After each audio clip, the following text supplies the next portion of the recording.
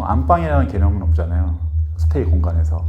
근데 저희는 안방이 존재를 하고 서재방이 존재를 하거든요. 진짜 집의 역할. 그래서 저희가 했던 타이틀 자체가 여행과 주거 사이라는 그 사이에서의 어떤 경험을 찾고자 했던 거예요.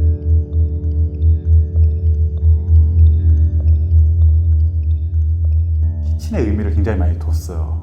그리고 제주의 식재료 가지고 사람들이 장을 봐서 거기서 해먹으면서 아예 경험을 했으면 좋겠다. 제주에 대한 경험을 원했던 거예요. 저는 풍부한 해산물 그리고 다양한 식재료들을 가지고 좀 즐길 수 있는 제주를 꿈꿔서 주방에 대한 그게 굉장히 컸고, 디자인 회사에다가도 요청을 많이 했죠.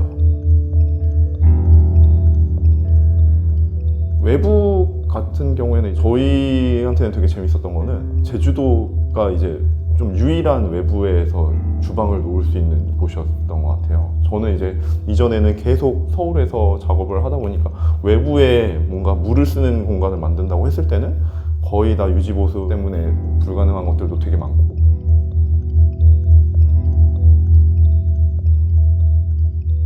사실 겉모습은 가장 모던한 느낌으로 지었지만 제주도의 생활 패턴을 많이 참고를 하긴 했습니다. 보통 제주도는 외부에 주방이 따로 있었고 디귿자 형태가 제주도의 전통 가옥 형태였거든요. 그래서 철저하게 레이아웃은 많이 그걸 따랐던 것 같아요.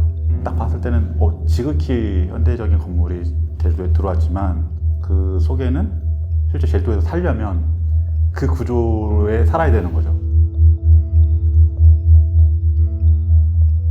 사실 내장에 관련해서는 일쇼 같은 경우에는 이제 콘크리트로 되게 모던하게 지어진 그런 건축 상태여서 그 내부도 거기에 맞게 조금 더 되게 미니멀하고 좀 모던한 느낌으로 정리하는 게 주된 의도였던 것 같고요.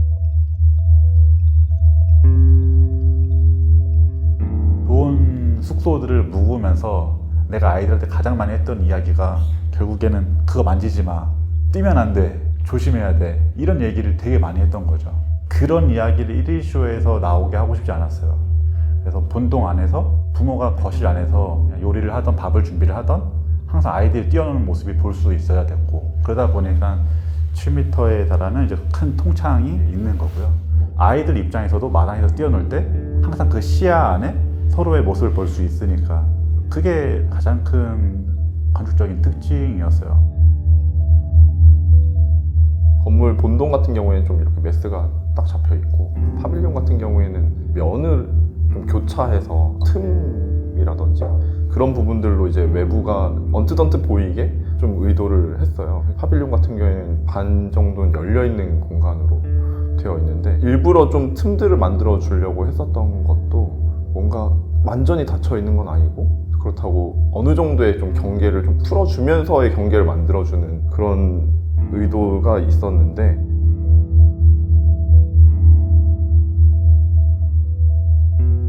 제가 식료품점을 서울에서 운영을 하고 있다 보니까 계란이라든가 사키테리 그런 것들을 또 로컬에 있는 브랜드들도 발굴하고, 그러면서 아침을 한번 차려서 먹는 거, 그런 거에 대한 경험을 하게 하고 싶었고, 그리고 그 시간대가 가장 제 개인적으로는 좋은 시간대라고 생각했어요. 그때 햇빛이 마당에 잘 들기도 하고, 특히 파빌리온에 보시면 이제 틈틈이 이제 틈들이 있거든요. 그 틈으로 보이는 하늘 색깔들도 굉장히 좀 이쁘고, 그때가 포토 타이밍인 것 같고요.